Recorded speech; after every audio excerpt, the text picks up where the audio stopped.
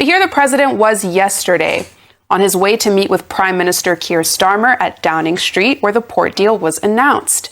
Speaking later in the day, the president had some campaign-like rhetoric to cap off this entire trip, saying that Nigeria is now stepping into a brighter future. Let's watch.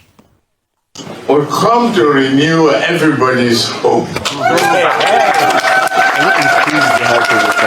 We were elected to do that.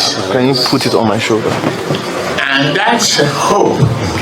It's still resonating with a lot of Nigerians. Yes.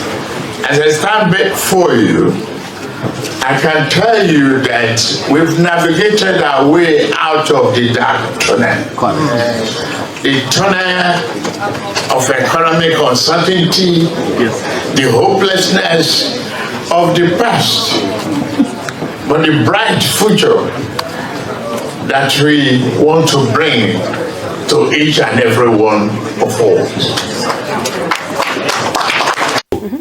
What I'm very concerned about is two questions. Number one, the government should show us the tender process at which they arrived at high-tech construction, ITB, owned by the same as the preferred bid for this contract. And let me break the contract down. What they are going to do, the quays wall of the ports, that's what they want to rebuild, because the quays wall and the structure is already down. They've been trying to patch it, it's not been working. They'll put in an automation system and do some other work there. The entire project length of the contract is 48 months. So the first question is, they should show us the bidding process and how that company became the preferred bidder of a contract of over 700 million, because you can't have a contract of over 700 million and we don't even know that a bidding process went on. I'm not aware. Maybe I'm not current. Secondly, they should tell us the terms of the loan. What is the moratorium? Because every loan should be able to have a moratorium before they start paying. Right. All right. And what is, percentage interest rates and things like that. Because we're going to pay interest on it. Then thirdly, I know from my research that UKEF loans, normally, if UK back it up for you, like they are doing now, if they guarantee, what's they call the word now? They guarantee the loan. 20% of the proceeds must come to their own economy. It's part of the deal. Yeah. I know some of the loans too get up to about 5 to 10 years based on other deals. And I know at some point, it is after the completion of the project, you start paying the principal, or I don't know how they pay the interest. But they should tell us the interest of these loans, to break it down, the tenure of these loans, how long are we going to pay it for, and every other thing. And please let us repeat for the opt-in time. It's a loan, not an investment like the couch. It's because the secret is out now. Right. That is a loan. As the last 2 days ago, they were calling it UK, we invest, we bring. It's a loan. It's a loan. Loan, you need. Yes, just as we wrap it up, there are some other dimensions. One is that this was a win-win trip for Nigeria. I had made the point that in the plan with the ports, British Steel, which has just been reorganized, positioned for greater efficiency and achievement, is going to gain more. And it breaks one's heart to know that over 200 million pounds of steel will be coming from the UK.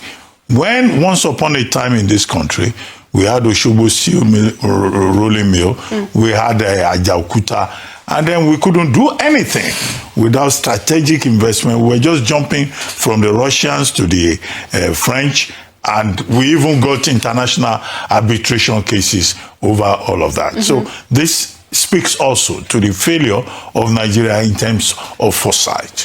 The second point, we saw that the movement in the UK was very well organized. Even to go to number 10 Downing Street, there was no go-slow anywhere.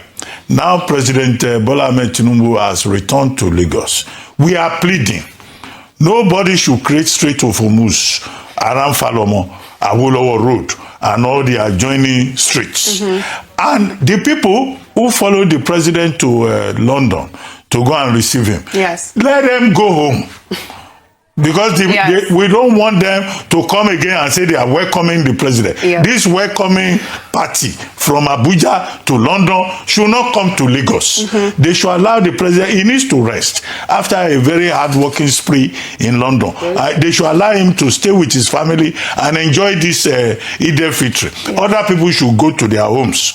I don't want to hear that some governors, they are going to pay homage to the president, and we will not be able to move around Lagos. Yes. Number 3 is security concern. I thought at the